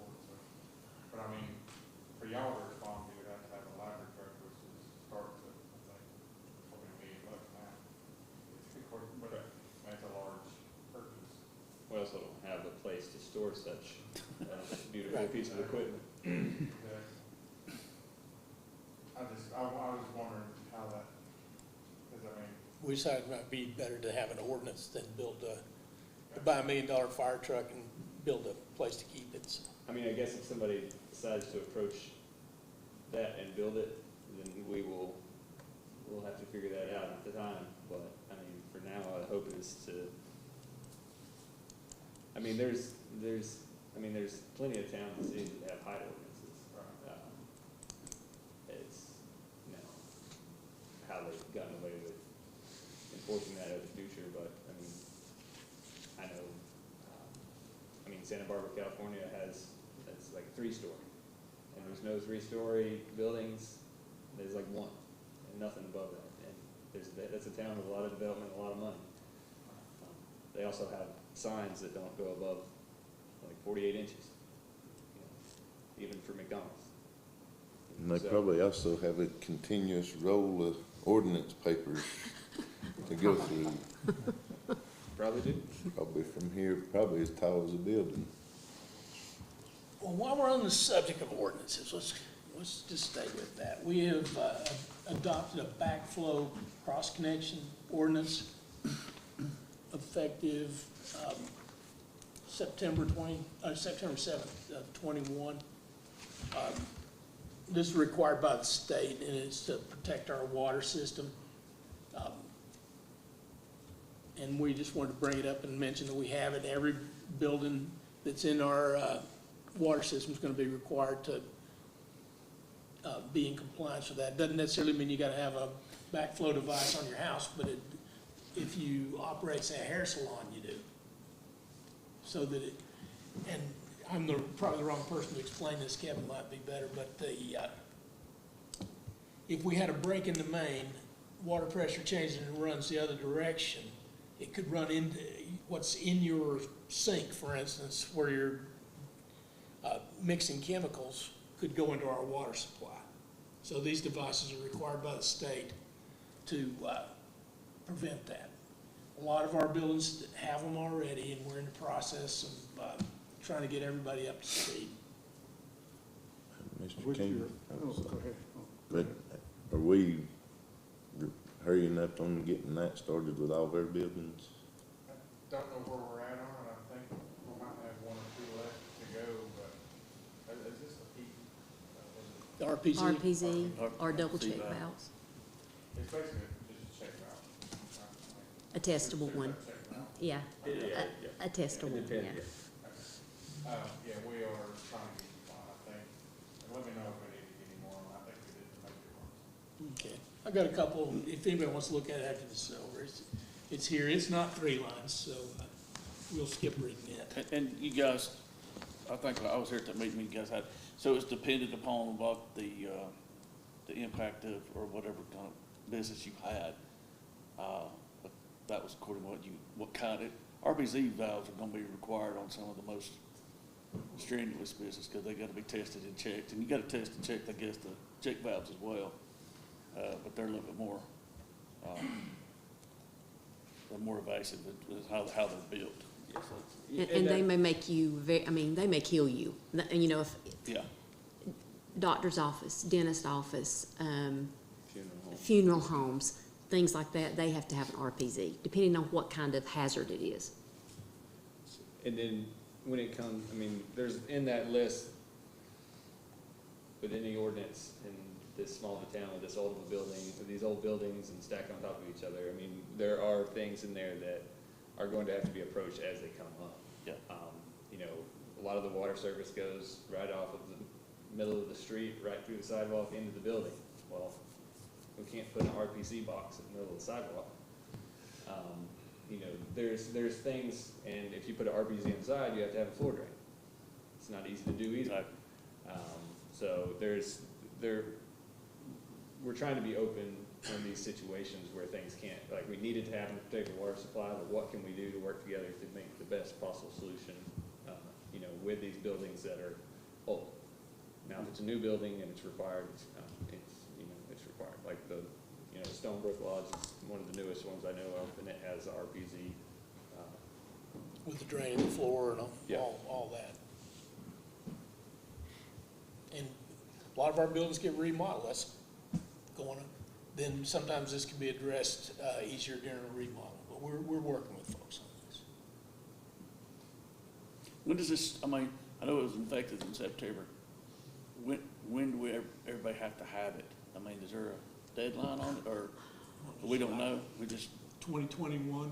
The state issued the directive, said have this done, and most of us, I don't think even had an ordinance really okay. driving. So we're probably a little behind the curve, but we're working on it. And the folks with the state seemed okay with that. Everybody else is doing the same thing. Yeah, and I mean, getting the information out there, you know, if you know about it, you might as well just go ahead and do it if you can, or if you're doing something, go ahead and do it. Same thing with the grease traps.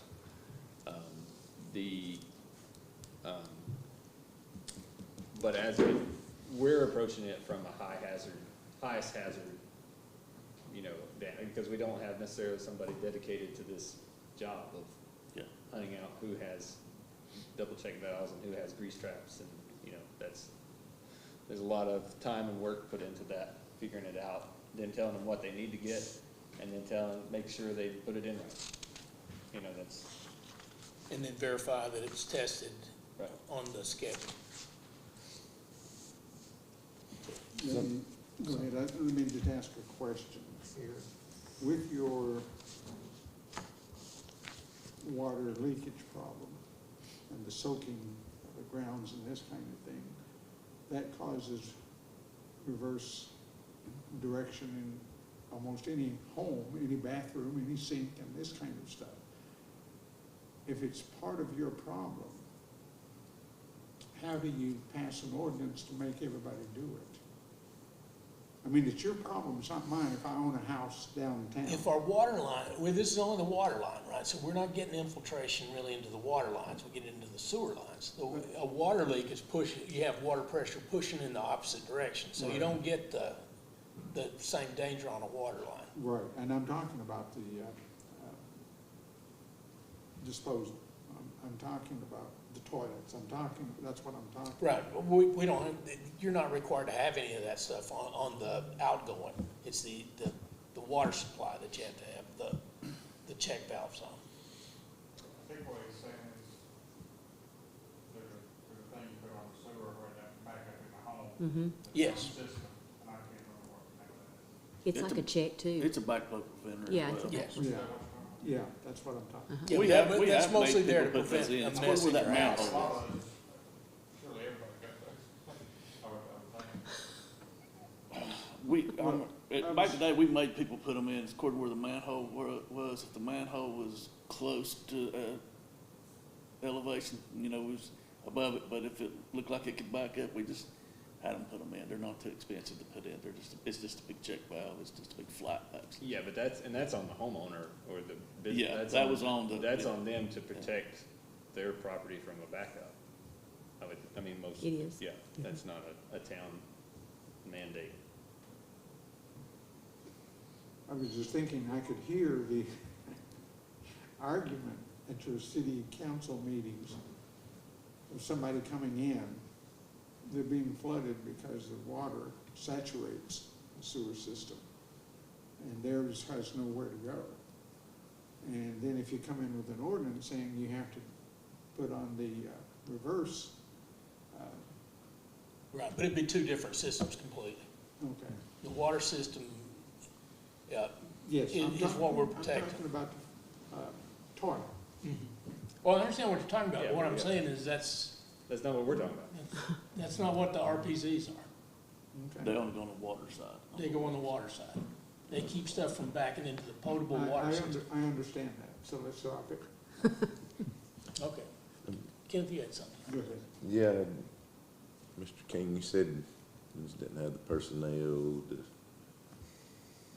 do all this, inspect it and nothing, so does the inspections, Mr. Sutton said to make sure that people were inspecting them, does that all fall on the property owner Yes. that's hooked up to The it? testing would be, The Yes. testing, would be your responsibility, but you have to hire a position to make sure that it's getting done. it's getting done and inspect them, or?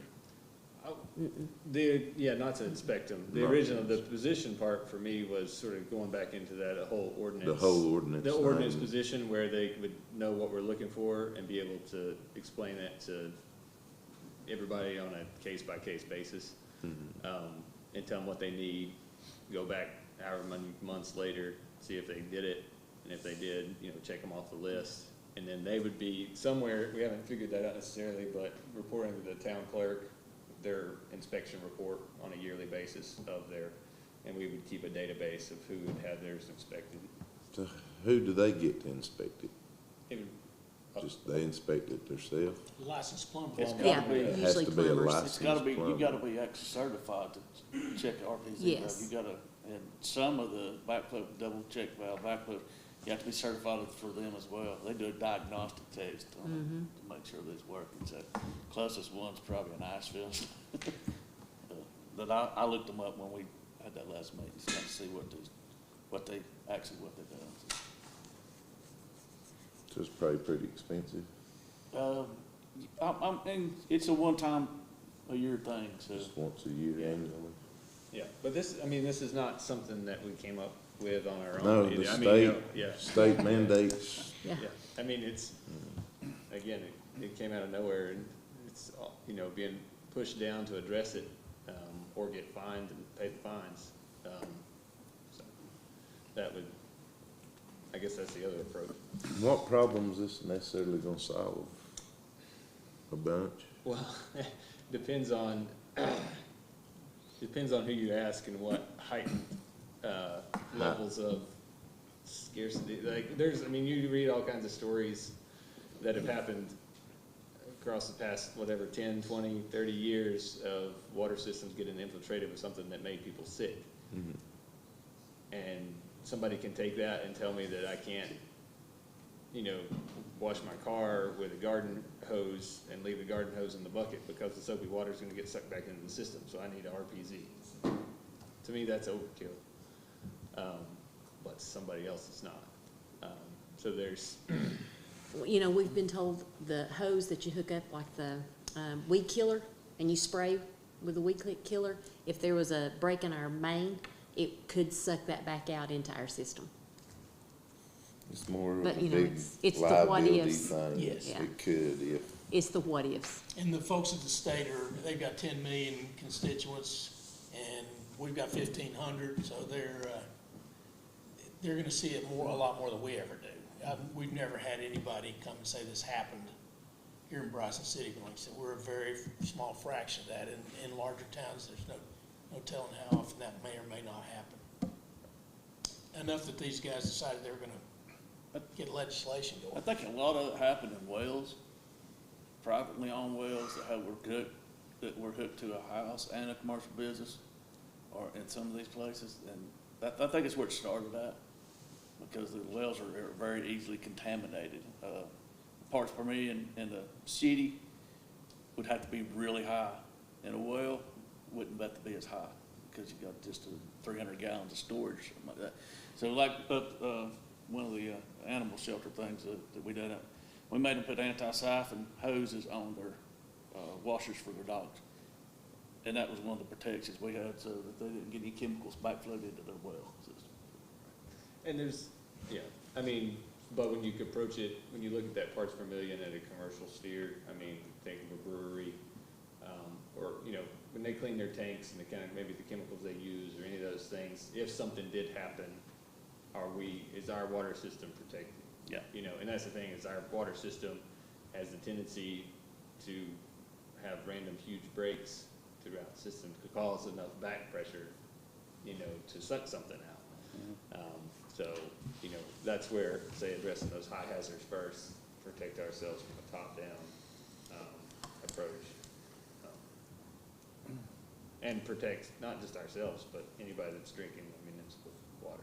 So, I mean, because we don't want to do I mean, we've had to do a boil notice at least once in my, you know, so, and that's not fun. At least you can check this. A couple years ago, I walked out the street early in the morning, trying to get a little exercise, and there's some folks with a hydro sprayer truck busy filling up off the fire hydrant, which one is against the law, but two, if something had broke there, that we would have had all those chemicals in our drinking water right there on my street. So, it could be a lot of. There is more danger probably than we think there is. It just doesn't happen that often. So, yeah. Just takes one bad incident. Yep. We've got ours about done. Let's see, we have industrial park property and tank to discuss. I think you and Regina can drive that for me. So the topping and the tank, the county owns it, even though they operate it. So we need to give the tank and the topping. I don't know how that happened. I think the tank was put in around the same time as the state building, which was around 1996, 97. So I think we just need to give either an operator permission or just give it to them. I think at this point with the EDA, the way the EDA contract works, I think we can trim that out and just give them where the tank is and give, I guess, an easement for the lines. Okay. What you're thinking? Yeah, that sounds good. I mean, at one time, you did own the top half of the building and we owned the bottom half of the building. So Yes. there's crazier things that happen. There's still some housekeeping to be done. This is one of them. Wait a minute, we've only been here an hour and a half. Already they've got the parking lot, now they're getting this. You can have the You tank. can have the tank. You can have the it. tank. You'd be amazed at how much it costs to clean one of those suckers. That'd be great. Okay, next thing we have, Chad Smith asked to have this on here, so I'm not sure if he had anything specific on housing. If he had a specific question or a comment on that, I know we need it. I just don't know where it's coming from. So we're working on the house, and I mean, we got a thing going right. Yeah.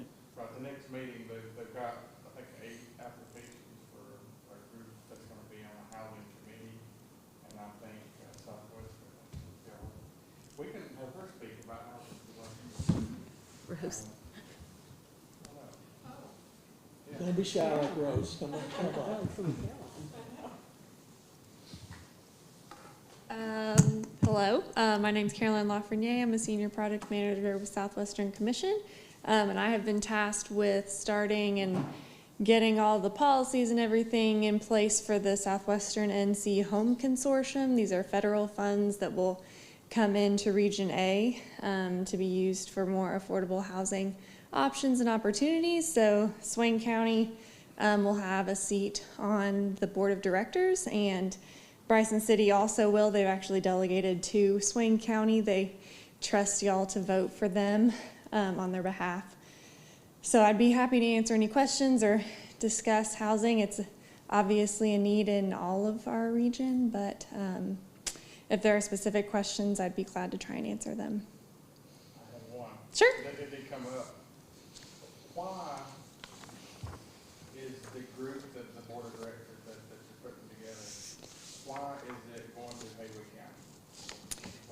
So the federal funds have to go, they have to flow through, like a local government, and that's just how, It's arbitrary, I mean, I guess. yeah, it really is, it's arbitrary.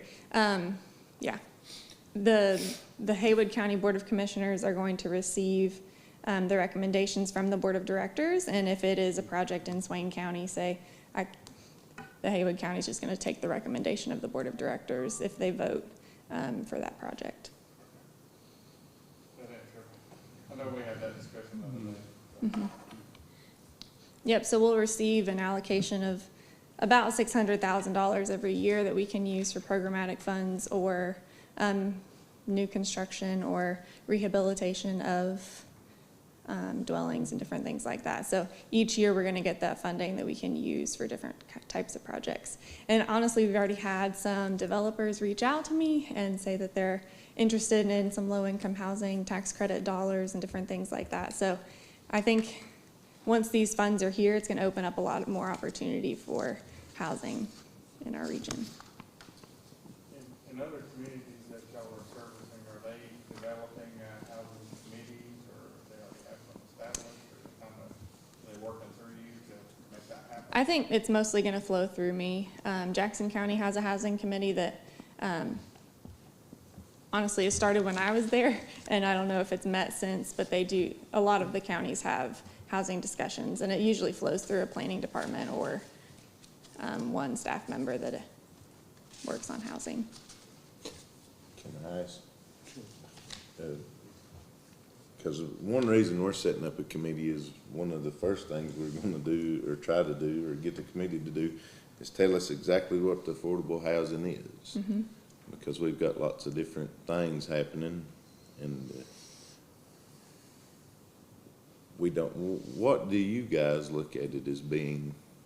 So because these are federal funds, they have to comply with the federal low to moderate income bracket, which is 80% of the area median income, which is set by HUD.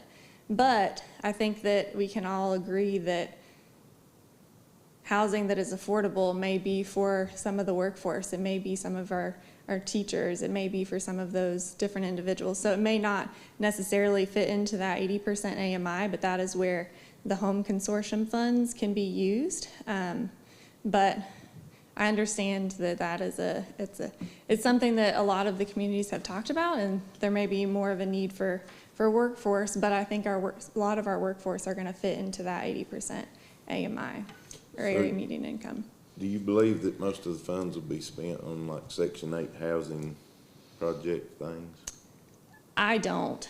I think that we don't have the housing capacity right now for any Section 8 voucher or any new Section 8 vouchers to come out. Like, I'm not familiar with a nonprofit in Swain County that provides the Section 8 vouchers, but like in Haywood and Jackson, Mountain Projects does it. And they have wait lists that are 300 people long for Section 8 vouchers, but there's no homes. Yeah, that's one of the problems we had with, And I can speak to a little bit of that. In the 4 western counties, I think we have about 110 vouchers that are not being used.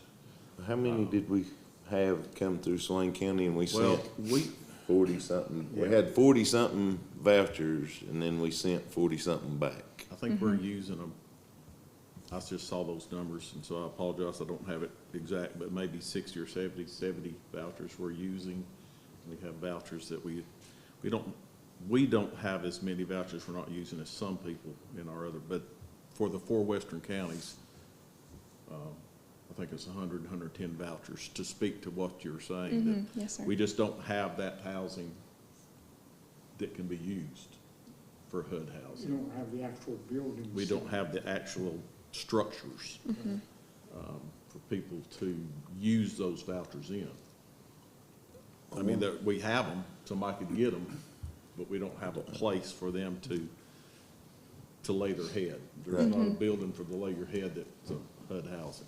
And Yep. if we're not spending more on like HUD Section 8 things to build buildings like that, what is the contractors who've reached out to you, what are they necessarily talking about, do you think? They're talking about new construction of apartment buildings or something of that nature. I think that there are some programmatic funds in some nonprofits to do rehabilitation of homes so that they may be more eligible for Section 8. But I think it's going to mostly be new construction. The developers that have reached out to me have been new construction of low-income apartment complexes. Apartment complexes, like duplexes, or Mm-hmm. Yes, sir. stuff like that? Mm-hmm. All right, thank you. You're welcome. So our board's gonna be putting together a committee, Mm-hmm. probably the next meeting. Can you come to the meeting? Absolutely, yeah. Please reach out anytime. I have business cards also. I'd be glad to pass out. You put it right in there, didn't you? Oh, yeah. Yeah, no, that's the best way to do it. Just throw me in. It's gonna get interesting, this one will definitely be interesting, It- especially, I think one of the things that, just playing off of what Kenneth said, is I think, in my mind, we need 3 things answered up front. One is we need a glossary of terms. So when we're talking about something, we're all talking about the same thing, not Absolutely. 20 people with 20 different interpretations. So the Mhm. glossary of terms is gonna be one of the larger things. We've asked them to give us a definition of 3 types of housing, and I'm gonna ask you to help me out here again. One is for the unhoused. Mm-hmm. One is the workforce housing, and the other, Low income. low income, thank you very much, Okay. low income housing. So we're just trying to, in the first 6 months or whatever, to define what we're talking about, so we all know what we're talking about when we start talking about it. Mhm. And because if you, in my mind, if you don't do that, then it's open to interpretation and you don't get to first base. So- Absolutely. Laying that foundation would be essential. So, you know, we're just trying to not waste everyone's time that's on the committee. So, absolutely. I'd be glad to help however I can. Great. thank you. Sure. I know this is all federal funding. Are you going to look out, kind of outside the federal pocketbook to look at foundation and other stuff? I mean, we've had Yeah. some interest, like with the credit union foundation for like, teacher housing, Mm-hmm. you know, the public sector housing like that. Is that something we can? Absolutely. We view these home funds as gap funding, so they may be able to fill a small portion of funding that is needed for a teacher housing complex or something. So absolutely, we're gonna be cobbling together all kinds of different funding sources. Yep. Let me grab my business card. What is the town's, what did the idea of the housing committee, or what was the, you said Chad wanted it on? Chad called, the office and asked to have it put on the agenda, so I 'Cause talked we- to him about it. Cause I'm all about getting this, talking about lots of this, cause this is lots of self-inflicted stuff here, lots of this housing issue is, and it goes directly back to tourism and everything. It causes other things that we were talking about. But, if, Did you have something? No, sir. I just wanted to be here in case you had anything else. Okay. Thank you. You're welcome. Thank you. or is he wanting on the board, on the air committee, or? He did not speak to me at all, so I don't know. Cause we, I had thought he would be here, but he could not get away. So I'll let him know and maybe he can talk to you. cause it's and we're having a hard time figuring out, like Ben said, definitions of homelessness or workforce and low income, and we have a little bit of that, all of that here. And Yeah, I'm not sure what questions he had or points he wanted to make at all. We didn't get a chance to talk about it. I will make it a point to get in touch with him, and just see what he had. So I will do that. Last thing we have is updates on grants, development sewer. We talked about the sewer moratorium. one of the things that's not really listed on here, there's the broadband initiative that, Senator Corbin and, Mr. Clampett and somebody else, can't remember It's exactly. Monday, right in Franklin. Yes, and then, I'm assuming that the county will be represented there. Yes, Okay, we'll be, Regina will be attending for us. We've discussed a little bit, and we support what the county's doing, but we don't really see that as a town issue because we're only 2 square miles. That would leave it, and we have pretty good internet service here in town. much of the work that was done Yes. around the town, so you guys should be fairly good. Right, but that said, we're not saying that we're not gonna be supportive about it, we Right. just, feel like, Danny is our representative from the commissioners as far as broadband is concerned for the county, so. okay. We were having a meeting now, well, it probably finished now, but we have it every Tuesday, broadband committee. I think, for sure Leonard and Julie are going. I'm not gonna be able to go. Kevin said he may be able to be there at that meeting. And I think Roger is going as a commissioner. So I think we're gonna be fairly well represented. Okay. And I wanted our community represented, but I just wanted you to know, we'll be sending Regina, who's our smartest person. And it's always good to send that. And then, but we definitely support it. yeah. Well, I think Danny has a good reason for not going, but No, is, what is it? oh, it's the anniversary. No, which one? 42 years, long time. 42-year anniversary. and he And if I said he hadn't had could a eat. reservation, I'd have gone. It's not that big a deal. It's on a Monday, I believe, or Tuesday. Anyway, Anyway, so he said he would end at 42 if he didn't go with his wife. I can see that. My 41st is next month, so Oh, I'm not making any promises on that date to anybody than my spouse. good. Let's see, we talked briefly about grants. We're always looking for grant money, so that's what we brought. That's it. Anybody got anything that didn't fall under that, feel free to sing out. One of the things that I would like to mention, and that's, speaking of, Melly's memo that went out today. Have you seen it? Okay, Melly Burns is talking about an event she attended, which was a spokesman by a doctor who got hooked on, whatever he got hooked on. Opioids, thank you very much. And she's trying to stir interest with the commissioners and I'm sure with the town and seeing what we could do to get him in as a speaker for the community, for the school, for that kind of thing. And if I'm gonna jump at this, but if I remember correctly, the speaking fee was $7,000. I think it's 7,000. I'm gonna give you this, so. But I think it's something to really give thought to. And, opioids, he's a doctor and he was addicted to them. The manufacturer came out and said that they weren't addictive. And a lot of doctors were prescribing this medication. And so many millions of people died from it because they were prescribed it.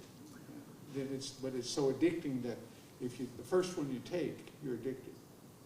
And it's pills. And so she's really wanting this person to come in and just open everyone's eyes as to how easy it is to get addicted to it and that it's no respecter of person or status or anything else.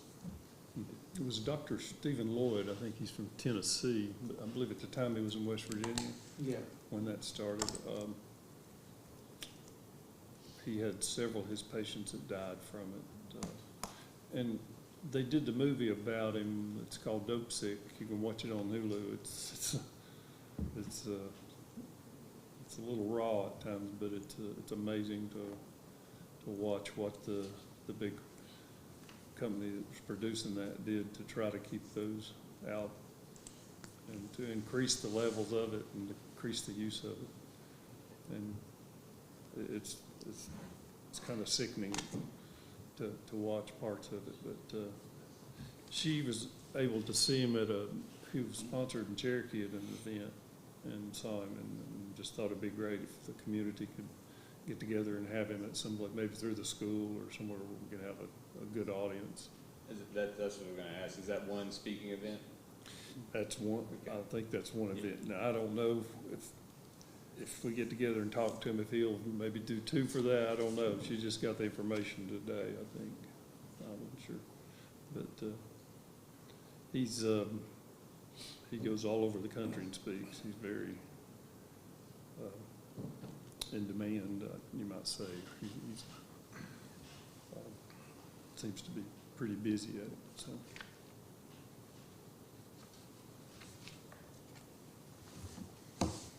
Gentlemen, do you have anything else?